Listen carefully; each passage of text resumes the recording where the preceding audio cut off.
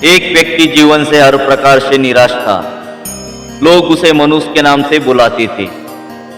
एक ज्ञानी पंडित ने उसे बताया कि तेरा भाग्य फला पर्वत पर सोया हुआ है, तू उसे जाकर जगा ले तो भाग्य तेरे साथ हो जाएगा।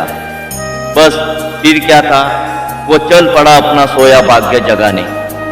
रास्ते में जंगल पड़ा तो एक शेर उसे खाने को लपका। वो बोला, भाई मुझे मत खाओ, मैं अपना सोया भाग्य जगाने जा रहा हूँ।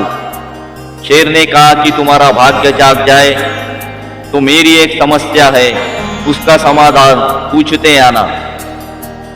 मेरी समस्या यह है कि मैं कितना भी खाऊं मेरा पेट भरता नहीं है। हर समय पेट भूख की ज्वाला से जलता रहता है। मनहूस ने कहा, ठीक है। आगे जाने पर एक किसान के घर उसने रात बिताई।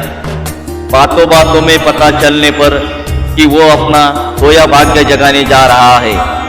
किसान ने कहा कि मेरा भी एक सवाल है, अपने भाग्य से पूछकर उसका समाधान लेते आना। मेरे खेत में मैं कितना भी मेहनत कर लूँ पैदावार अच्छी होती ही नहीं। मेरी शादी योग्य एक कन्या है, उसका विवाह इन परिस्थितियों में मैं कैसे कर पाऊंगा। मनहूस बोला, ठीक है। और आगे जाने पर वो एक राजा के घर मेहमान बना। रात्रि भोज के उपरांत राजा ने यह जानने पर कि वो अपने भाग्य को जगाने जा रहा है, उससे कहा कि मेरी परेशानी का हल भी अपने भाग्य से पूछते आना। मेरी परेशानी ये है कि कितनी भी समझदारी से राज्य चलाओ, मेरे राज्य में अराजकता का बोलबाला ही बना रहता है। मनहूस ने उससे भी कहा, ठीक है। अब वो पर्वत के पास पहुंच चुका था। वहां पर उसने अपने सोए भाग्य को झिझोड़ कर जगाया। उठो उठो, मैं तुम्हें जगाने आया हूँ। उसके भाग्य ने एक अंगड़ाई ली और उसके साथ चल दिया। उसका भाग्य बोला, अब मैं तुम्हारे साथ हरदम रहूंगा। अब वो मनहूस न रह गया था, बल्कि भाग्यशाली व्यक्ति बन गया था और अपने भाग्य की बदौलत वो सारे सवालों के जवाब जानता था।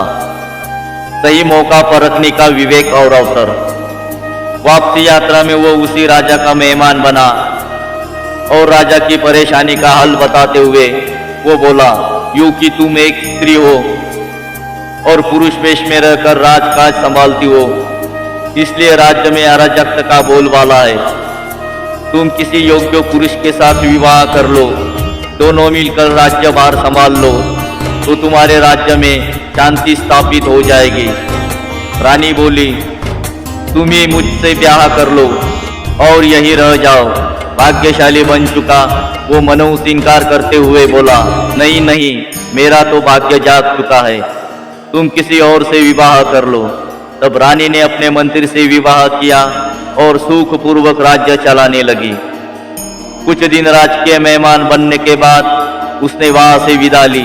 चलते चलते वो किसान के घर पहुंचा और उसके सवाल के जवाब में बताया कि तुम्हारे खेत में 7 कलश हीरे जवाहरात के गड़े है। उस खजाने को निकाल लेने पर तुम्हारी जमीन उपजाऊ हो जाएगी और उस धन से तुम अपनी बेटी का ब्याह भी धूमधाम से कर सकोगे।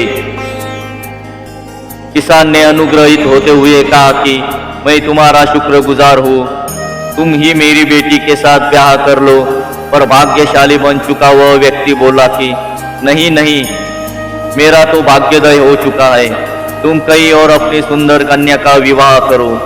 किसान ने उचित वर देखकर अपनी कन्या का विवाह किया और सुखपूर्वक रहने लगा। कुछ दिन किसान के मेहमान नवाजी भोगने के बाद वो जंगल में पहुंचा और शेर से उसकी समस्या के समाधान स्वरूप कहा कि यदि तुम किसी बड़े मूर्ख को खा लोगे तो तुम्हारी ये शुदा शांत हो जाएगी। भाग्य भी आपके साथ आकर आपका कुछ भला नहीं कर सकता। शेर ने उसकी बड़ी आओ भगत की और यात्रा का पूरा हाल जाना। सारी बात पता चलने के बाद शेर ने कहा कि भाग्योदय होने के बाद इतने अच्छे और बड़े 2 मौके गंवाने वाले इंसान, तुझसे बड़ा मूर्ख और कौन होगा। तुझे खाकर ही मेरी भूख शांत होगी।